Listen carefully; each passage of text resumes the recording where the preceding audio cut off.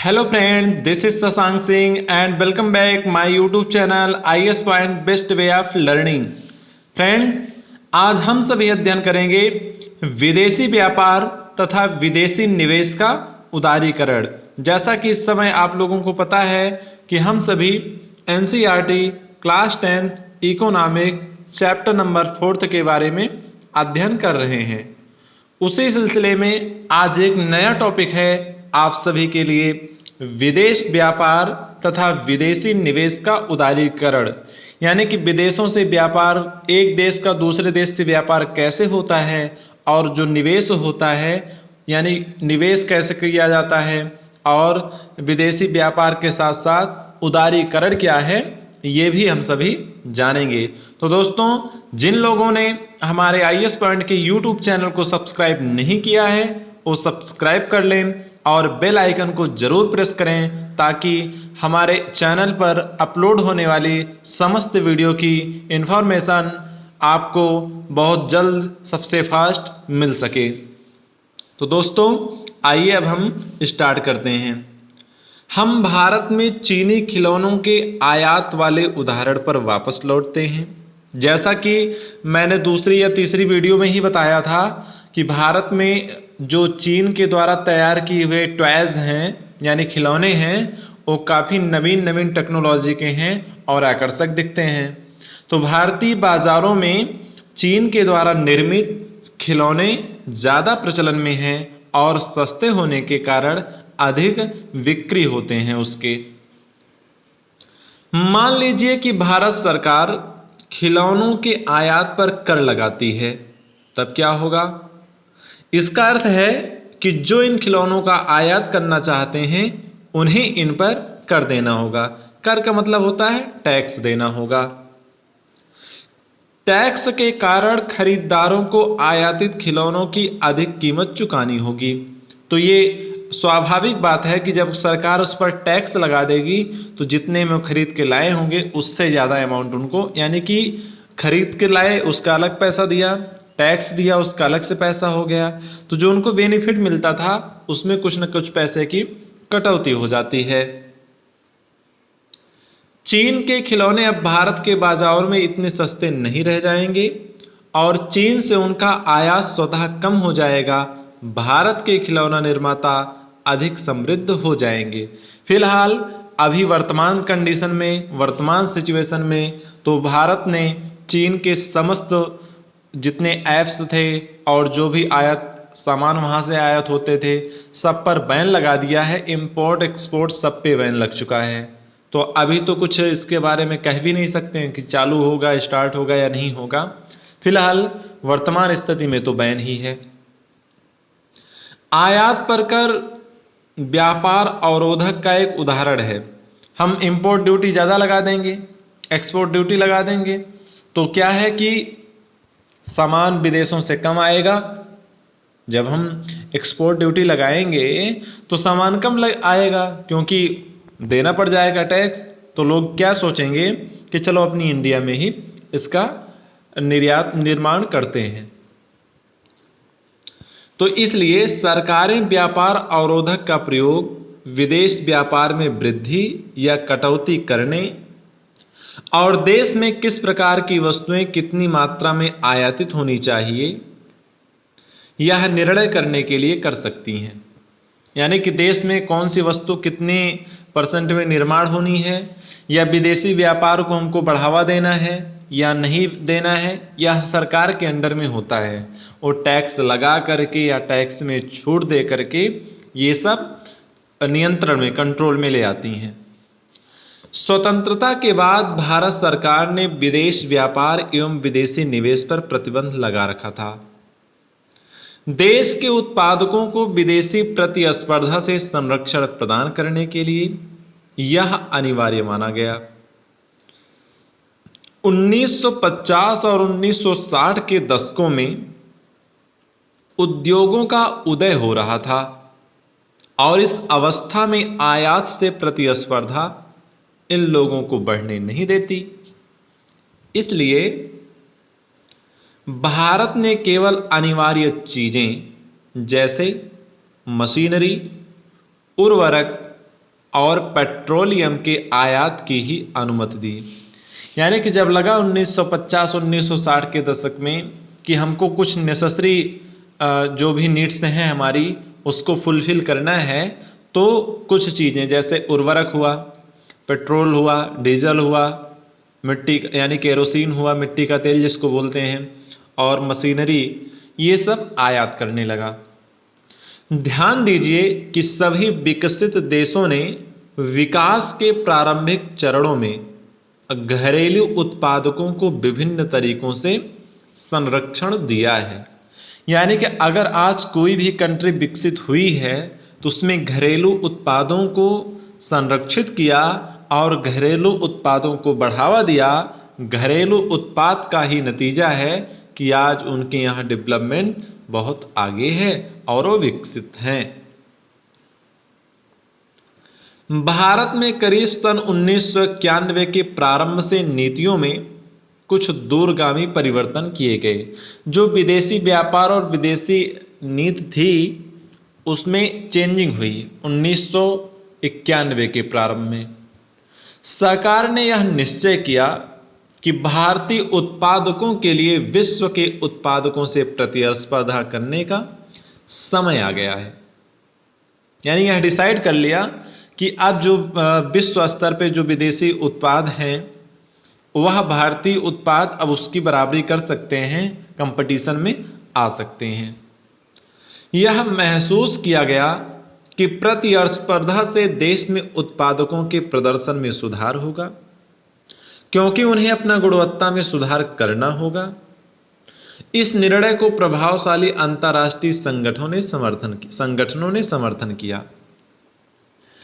अब जब विदेशी निवेश हो रहा है और हम बाहर से कोई सामान मान लो आयात कर रहे हैं और वो सामान की बिक्री ज़्यादा है, नवीन टेक्नोलॉजी है उसमें, और इंडिया में जो सामान निर्मित है वह ओल्ड टेक्नोलॉजी से निर्मित है और उतना ज़्यादा अट्रैक्शन या वैल्यूएबल नहीं है, तो लोगों ने सोचा, जब पब्लिक उसको खरीदने लगी, परचेज करने लगी, तो भारतीय उत्पादकों के जो मेन थे, जो मुखिया थे, उन्होंने ये सोचा कि आखिर विदेशी सामानों की मांग क्यों ज़्यादा है।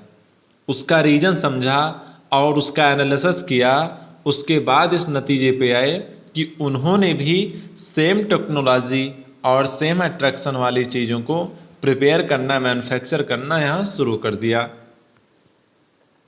तो इससे क्या हुआ कि विदेशी व्यापार और विदेशी निवेश पर टैक्स भी हटा, अवरोध हटा, और उसके बाद फिर यहाँ सब कुछ अपने इंडिया में स्मूथली रूप से चलने लगा।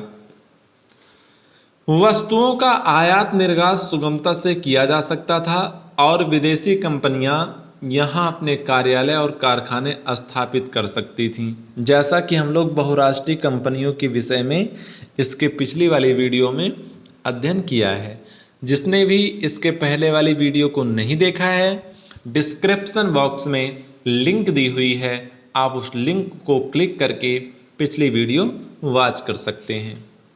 तो इसको आप लोग नोट्स में लिख लीजिएगा कि उदारीकरण क्या है। उदारीकरण क्या है लिखिएगा, सरकार द्वारा अवरोधों अथवा प्रतिबंधों को हटाने की प्रक्रिया उदारीकरण के नाम से जानी जाती है। व्यापार के उदारीकरण से व्यवसायियों को मुक्त रूप से निर्णय लेने की अनुमति मिली है कि वे क्या आयात या निर्यात करना चाहते हैं। सरकार पहले की तुलना में कम नियंत्रण करती है और इसलिए उसे अधिक उदार कहा जाता है। उदार यानी नम्रता।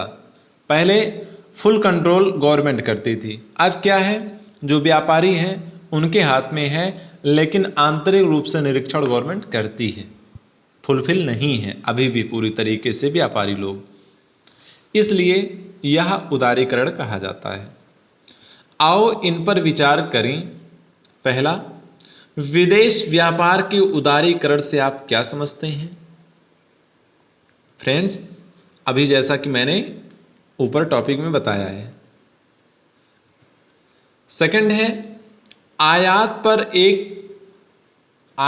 पर कर एक प्रकार का व्यापार अवरोधक है। सरकार आयात होने वाली वस्तुओं की संख्या भी सीमित कर सकती है, इसे कोटा कहते हैं।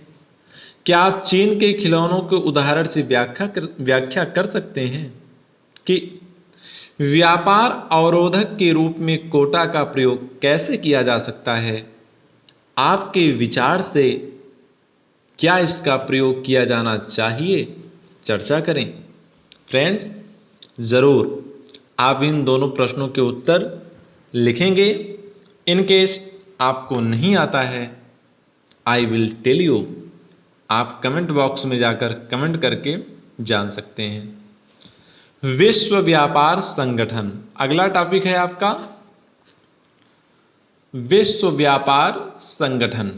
जैसा कि इसके बारे में हम लोगों ने व्हाट्सएप पर एक हस्तलिखित नोट्स बना रहे हैं यूपीएससी की प्रीलिम्स परीक्षा के लिए, जो कि यूपीएससी की प्रीलिम्स परीक्षा इस बार 4 अक्टूबर को होना सुनिश्चित हुआ है। तो जितने भी प्रीलिम्स फर्स्ट पेपर में यानी जीएस फर्स्ट पेपर में जो भी हैं,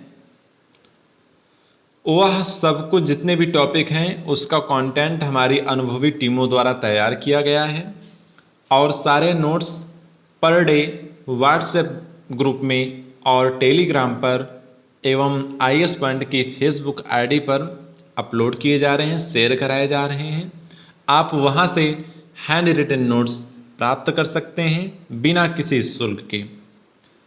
यदि आईएएस पॉइंट के साथ स्टडी करने में आपको कहीं पर भी कोई भी प्रॉब्लम्स आती है तो आप कमेंट बॉक्स के जरिए टेलीग्राम पर आईएएस पॉइंट के आईडी पर आप मैसेज करके या इंस्टाग्राम पर मैसेज करके आप अपनी प्रॉब्लम्स शेयर कर सकते हैं और हमारी टीम के द्वारा आपकी उन सभी प्रॉब्लम्स को जो भी पढ़ाई से संबंधित होंगी दूर करने की पूरी कोशिश की जाएगी। आइए देखते हैं कि WTO क्या है, विश्व व्यापार संगठन। हमने देखा कि कुछ बहुत प्रभावशाली अंतर्राष्ट्रीय संगठनों ने भारत में विदेश व्यापार एवं विदेशी निवेश के उदारीकरण का समर्थन किया। काफ़ी लोगों ने सपोर्ट किया कि इंडियन गवर्नमेंट ने उदारीकरण की नीति अपनाई है। इन संगठनों का मानना है कि विदेश व्यापार और विदेशी निवेश पर सभी अवरोधक हानिकारक हैं। सभी ऑर्गेनाइजेशंस का कहना ये था कि अगर विदेश व्यापार या विदेशी निवेश पर कोई अवरोधक लगता है तो फिर वह किसी भी कंट्री के डेवलपमेंट में उनकी ज़रूरत की यानी आवश्यकता की पूर्ति में ये अवरोधक के रूप में काम करता है। देशों के बीच मुक्त व्यापार होना चाहिए।